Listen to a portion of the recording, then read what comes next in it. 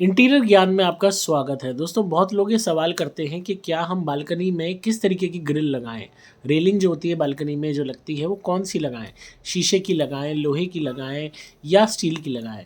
शुरुआत जब हुआ करती थी, पहले लोहे की ग्रिल बहुत चला करती थी, बाद में फिर एकदम से एक बूम आया और स्टील की ग्रिल ने पूरा बाजार खा लिया। लोहे की ग्रिल हट गई और हर जगह जो देखो स्टील की ग्रिल लगा रहा था, जो देखो। जबकि स्टील की ग्रिल में वो मजबूती नहीं है जो लोहे की ग्रिल में हुआ करती थी, पर तब भी लोग स्टील की ग्रिल के पीछे पागल थे। फिर एक बूम और आया कि स्टील और शीशे की ग्रिल लगने लगी, और अब ये एक बूम आया कि कंप्लीट खाली शीशे की ग्रिल लग रही है। आज हम बात करेंगे कि ड्यूरेबिलिटी पॉइंट से, एस्थेटिक पॉइंट से और लॉन्ग टर्म पॉइंट से क्या सही है क्या नहीं है। दोस्तों, नंबर 1 पे आती है लोहे की ग्रिल, और लोहे की ग्रिल एवरग्रीन है। ये ड्यूरेबिलिटी में भी नंबर 1 है, मजबूती में भी नंबर 1 है, और ये कह लो कि हर चीज़ को सहने की ताकत भी इसमें है। सेफ्टी पर्पज़ से भी नंबर 1 है। रही बात एस्थेटिक की, लोहे की ग्रिल में ही अगर आप डिज़ाइन सर्च करने पे आएँ तो एक से एक मिल सकते हैं, अगर आपको नॉलेज हो उस चीज़ की, या आप किसी अच्छे वेल्डर के पास जाएँ, उसके पास डिज़ाइन हो, कोई बुक हो, या आप नेट से भी अच्छे अच्छे डिज़ाइंस निकाल सकते हैं और उसको कह सकते हैं कि इस डिज़ाइन के हिसाब से हमारी ग्रिल बना दे। ढलाई के उससे नक्काशियों वाली ग्रिल भी लोहे की बनती है, और यहाँ तक कि आप कोई एब्स्ट्रैक्ट डिज़ाइन भी चूज़ कर सकते हैं। अच्छा उस पे पेंट कराएँ, आप देखेंगे वही ग्रिल बहुत सुंदर लगेगी। दूसरे नंबर पे आती है स्टील ग्रिल। इसकी ड्यूरेबिलिटी लोहे की ग्रिल जितनी तो नहीं होती, पर हाँ के काम चल सकता है। और पर अब जो इस वक्त फ़ैशन है, स्टील की ग्रिल का फ़ैशन जा रहा है। बहुत कम लोग इसको लगाते हैं क्योंकि डिज़ाइंस ज़्यादा नहीं है, डिज़ाइंस में ज़्यादा वर्सटैलिटी नहीं है, ज़्यादा आप एक्सप्लोर नहीं कर सकते। या तो स्ट्रेट आप हॉरिजॉन्टल लाइंस लगाएंगे, या वर्टिकल लाइंस लगाएंगे, या राउंड आप बार्स लगाएंगे।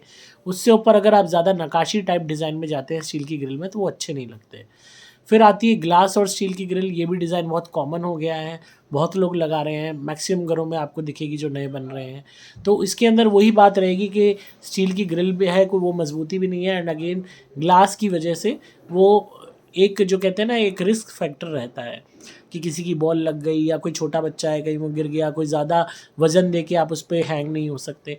तो ये भी एक 50-50 हुआ है, कोई ज़्यादा बढ़िया वो नहीं है। लास्ट आता है खाली ग्लास की ग्रिल। खाली ग्लास की ग्रिल भले ही आज के टाइम में फ़ैशन में है, पर ये सबसे गंदी लगती है मुझे।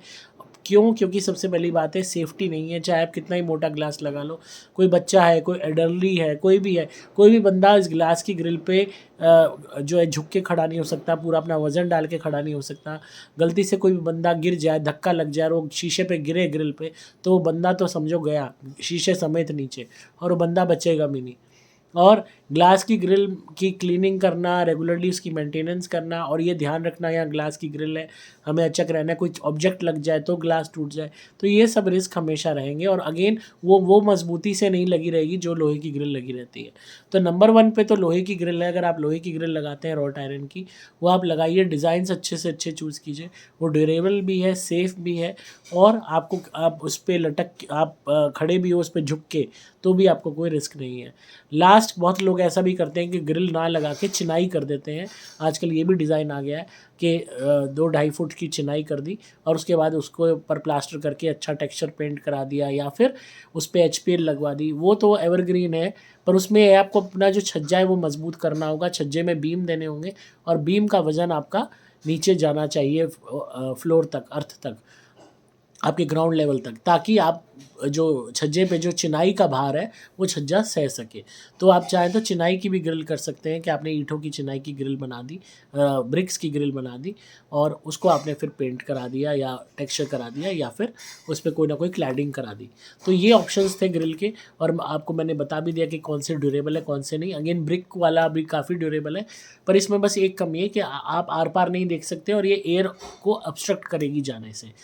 लोहे की ग्रिल होगी, उसके आर पार बीच में गैप होगा तो हवा जा सकेगी। तो बेस्ट ऑप्शन है सबसे बड़ा लोहे की ग्रिल। तो ज़रूर इसको लगाइए और अपने घर को, अपने इंटीरियर को, अपने मकान को, एक्सटीरियर को सुंदर बनाइए। इसी तरीके के इंटीरियर ज्ञान के लिए सुनते रहिए इंटीरियर ज्ञान बाय पुलकित। लाइक कीजिए, शेयर कीजिए, सब्सक्राइब कीजिए चैनल को।